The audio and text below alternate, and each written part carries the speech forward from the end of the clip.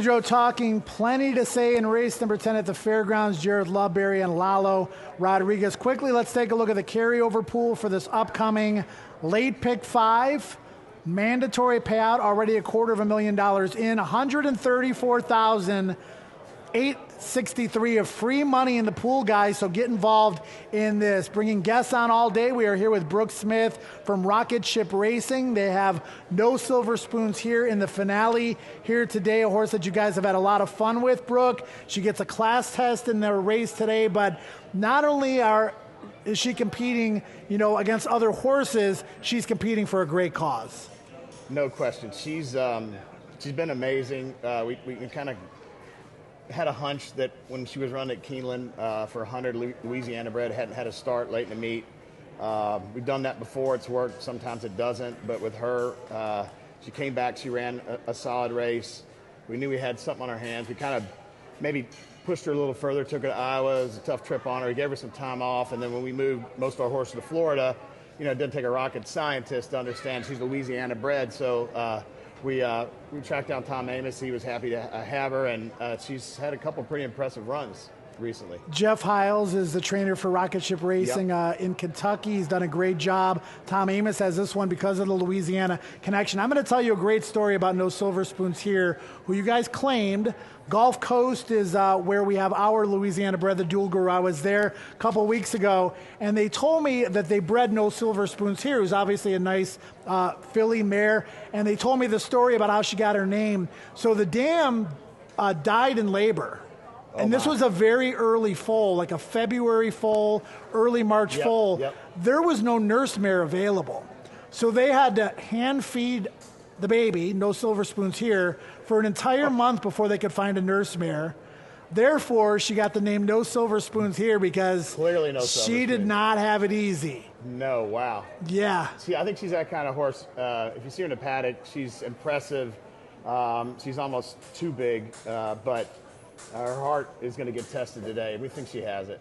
Let's take a look at the horses in the paddock for race 11 as we continue our conversation with Brook. And, she's going to run, obviously, for a nice purse today, but we have the Chantel Lannery Memorial in race number 15. And, the Cancer Foundation named in Chantel's name, a fan favorite here, a wife of Corey Lannery, who left us far, far, far too soon, Brook. And you're going to make a donation to that foundation based on how well your horse runs today.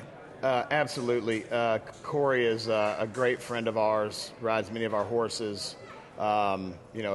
Tragic loss way too soon of Chantel. And, these are the kind of things that we look to do.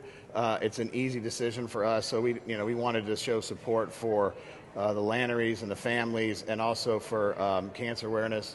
And so it's easy to say, hey, half the purse will go to the foundation in her honor. Tell us about Rocket Ship Racing, how you got involved in horse racing, and you mentioned Corey Lannery being a good friend. Once you get embedded in the horse racing community, everyone that's also involved becomes kind of part of your, I like to call it a dysfunctional family. Yes, no question. I mean, that's these horses are only running for a minute or two here and there, and when they win or not, there's a lot of conversations that carry on for hours, and it's just the time spent talking to folks, enjoying dinner.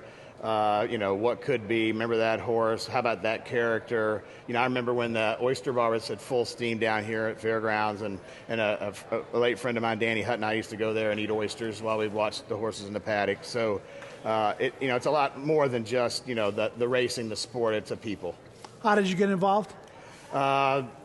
Just out of school, one of my friend's fathers was in a big syndicate. The horse they had happened to win the Humana Distaff that year, and I was around him, and I had a ticket on the horse, and I'm like, this is juice, this is excitement, this is energy. Yeah. If I'm able someday, I really would love to be a part of it. And then, again, just knowing, all the folks that we work with, Billy Dinsick, the racing manager, Jeff Hiles. We actually won the 7th at Gulfstream today. Say, yeah. I had to get a plug-in for that nice filly Be Here Now by Army Mule. So today feels like it's one of those days. We've had a win with good friends, and Corey, up, and a horse has a real shot in that stake. We're just going to knock on wood and hope that the day continues. Kentucky's home for you? It is. Grew up in Oldham County, just outside of Louisville. went to school in South Carolina, came back to Kentucky. It's my home. I love it. Love horse racing. It's a great time of year. You know, these Derby preps are rolling in, and yeah, it's an exciting time. Get to New Orleans often? I had a son that went to school at Loyola. He just graduated, so yes. I made many friends here over the years. Got involved a bit with the Emeril Lagasse Foundation.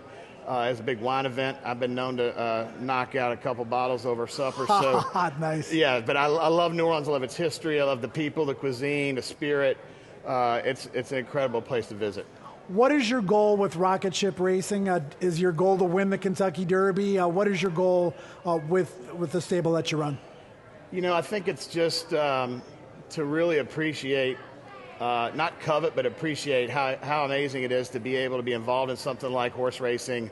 You know, we're going to continue. We give 10% of our purses to the Backside Learning Center. So, you know, we win. We hope others win. Right now, it's a pretty closed group. We have, you know, 25 horses racing here and there and some 2-year-olds coming up. But we'll probably look for more partnerships, to be honest, try to expand it a bit. And, you know, fun's at the root of everything, but thoughtfulness is like it's, you know, right there with it.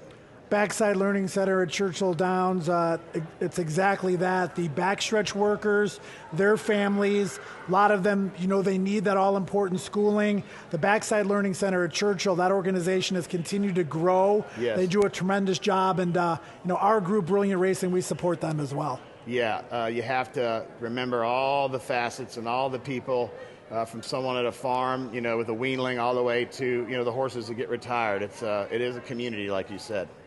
Rocket Ship Racing, Jeff Hiles, your main trainer. Yep. And Jeff came up, I believe, under the tutelage of Ken McPeak, correct? Correct. And Bill Denzik is your racing manager. Correct. Yeah, and they're both great. Billy has an incredible eye picking out horses. Jeff's done fantastic as a trainer. You know, and he understood when we sent No Silver Spoons here to Tom. Very thankful he's training her, and obviously the results are good. So yeah, again, it comes down to the people you're around, and we have fun. We laugh at each other. We laugh at ourselves mostly. So yeah, you have to in this game, right? No question. Now the operation, you mentioned some 2-year-olds. You guys do some claiming 2-year-olds. Just kind of diversify the stable. Kind of a mix, yeah. Not a whole lot of breeding. We've had some mares. Maybe this next batch or this batch will end up producing a mare or two. You know, we've bought numbers, then we've bought less and spent more money at the yearling sales. Definitely claimed horses. Claiming's fun. I think in the long run, yearlings is where it's at, especially, you know, based on kind of our group's ability to pick out horses. So, but yeah, we'll try anything. I'll say this, and I'm glad I got to meet you today because it's the first time. You're a great ambassador for the sport. Well, thank you for that, and it's a great sport, so it's easy to relish in it. No Silver Spoon here. Half the purse money that she earns today in the Chantal Lannery Memorial will go to the Chantal Lannery Foundation. That event after the races today. Don't forget the Pick 5 here with a big carryover pool and over $300,000 in the pool. We thank Brook Smith from Rocket Ship Racing. Race 11, 4 minutes to post time.